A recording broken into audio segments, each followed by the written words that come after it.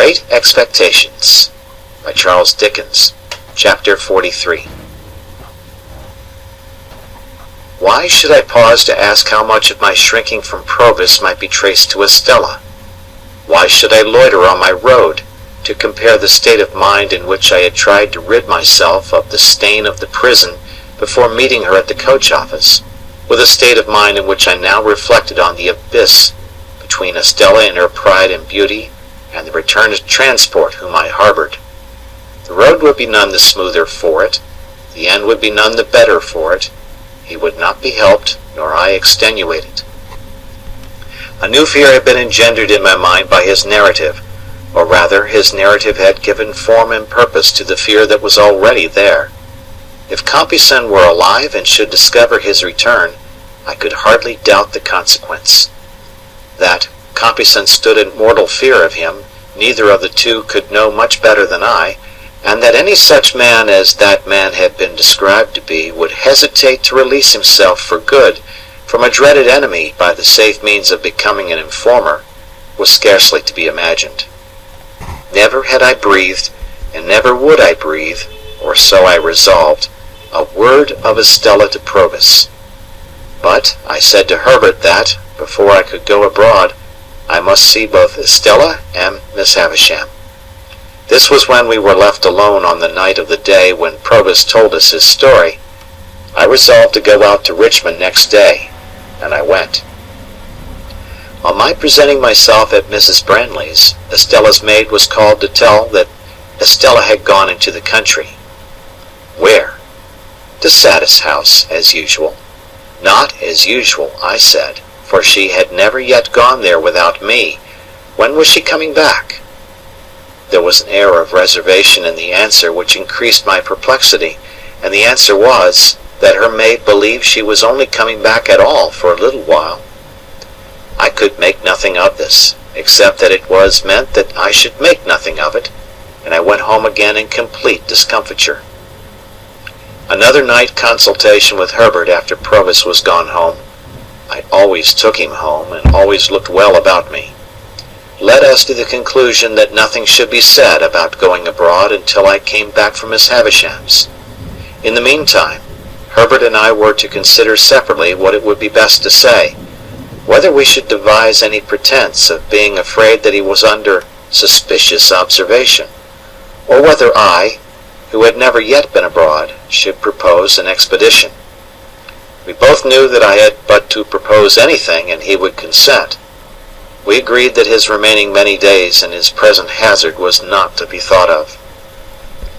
Next day I had the meanness to feign that I was under a binding promise to go down to Joe, but I was capable of almost any meanness towards Joe or his name. Provis was to be strictly careful while I was gone, and Herbert was to take the charge of him that I had taken. I was to be absent only one night, and on my return the gratification of his impatience for my starting as a gentleman on a greater scale was to be begun. It occurred to me then, and as I afterwards found to Herbert also, that he might be best got away across the water on that pretense, as to make purchases or the like. Having thus cleared the way for my expedition to Miss Havisham's, I set off by the early morning coach before it was yet light, and was out on the open country road when the day came creeping on, halting and whimpering and shivering, and wrapped in patches of cloud and rags of mist, like a beggar. When we drove up to the Blue Boar after a drizzly ride, whom should I see come out under the gateway, toothpick in hand, to look at the coach, but Bentley Drummle. As he pretended not to see me, I pretended not to see him. It was a very lame pretense on both sides, the lamer because we both went into the coffee-room, where he had just finished his breakfast, and where I ordered mine. It was poisonous to me to see him in the town, for I very well knew why he had come there. Pretending to read a smeary newspaper long out of date, which had nothing half so legible in its local news as the foreign matter of coffee, pickles, fish sauces, gravy, melted butter, and wine with which it was sprinkled all over, as if it had taken the measles in a highly irregular form, I sat at my table while he stood before the fire. By degrees it became an enormous injury to me that he stood before the fire. And I got up, determined to have my share of it. I had to put my hand behind his legs for the poker when I went up to the fireplace to stir the fire, but still pretended not to know him. "Is this a cut?" said Mr. Drummle. "Oh," said I, poker in hand. "It's you, is it? How do you do? I was wondering who it was who kept the fire off."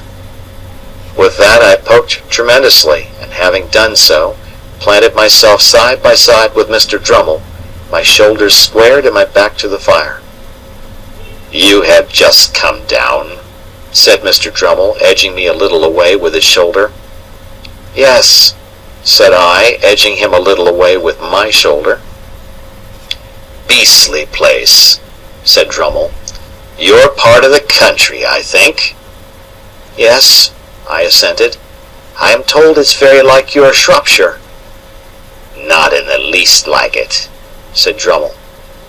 Here Mr. Drummle looked at his boots and I looked at mine, and then Mr. Drummle looked at my boots and I looked at his. "Have you been here long?" I asked, determined not to yield an inch of the fire.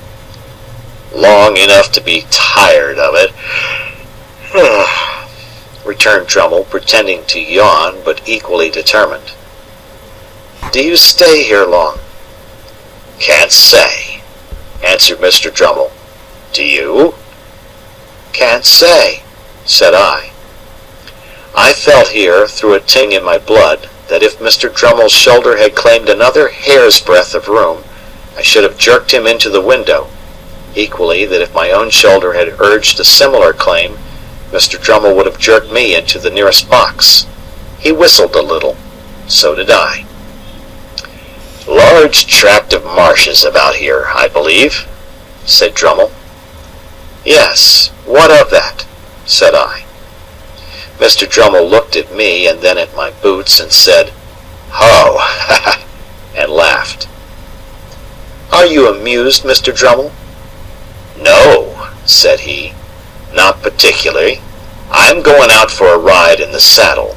I mean to explore those marshes for amusement. Out-of-the-way villages there, they tell me. Curious little public houses, and smithies and that. Waiter!" "Yes, sir." "Is that horse of mine ready?" "Brought round to the door, sir." "I say, look here, you sir. The lady won't ride today, the weather won't do." "Very good, sir." "And I don't dine because I'm going to dine at the lady's." "Very good, sir." Then Drummle glanced at me with an insolent triumph on his great jowled face that cut me to the heart, dull as he was, and so exasperated me that I felt inclined to take him in my arms, as the robber in the storybook is said to have taken the old lady, and seat him on the fire. One thing was manifest to both of us, and that was, that until relief came, neither of us could relinquish the fire. There we stood, well squared up before it, shoulder to shoulder and foot to foot, with our hands behind us, not budging an inch.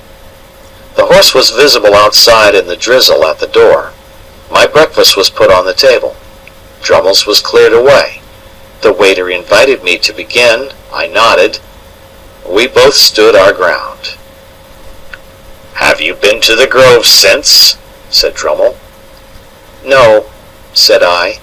"I had quite enough of the Finches the last time I was there." "Was that when we had a difference of opinion?" "Yes," I replied very shortly. Come, come. They let you off easily enough," sneered Drummle. "You shouldn't have lost your temper." "Mr. Drummle," said I, "you are not competent to give advice on that subject. When I lose my temper, not that I admit having done so on that occasion, I don't throw glasses." "I do," said Drummle.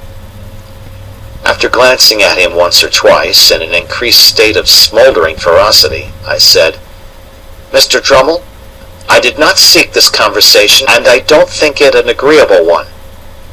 "I am sure it's not," said he superciliously over his shoulder. "I don't think anything about it." "And therefore," I went on, "with your leave I will suggest that we hold no kind of communication in future." "Quite my opinion," said Drummle, "and what I should have suggested myself, or done, more likely, without suggesting. But don't lose your temper. Have you lost enough without that?"